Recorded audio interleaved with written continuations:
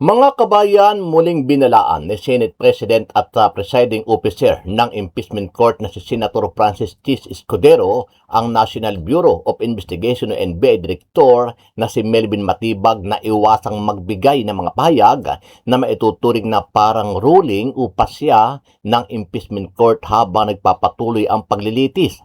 Ayon kay Escudero, tanging ang impeachment court lamang ang may kapangyarihang magpasya sa mga isyong inihaharap sa paglilitis.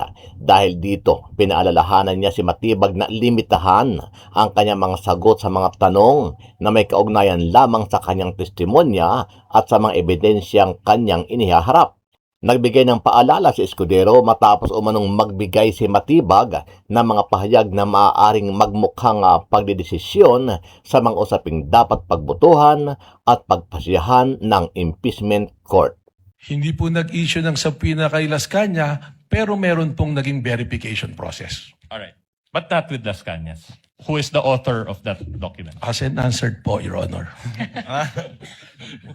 The presiding officer would like to remind the witness to kindly avoid making a ruling for and behalf of the presiding officer. Pasensya na po, Your Honor. But the gentleman would have been correct. The presiding officer would have said the same thing. Thank you for saving me the trouble. But try to avoid that, Director Matibag. Sorry po, Your Honor.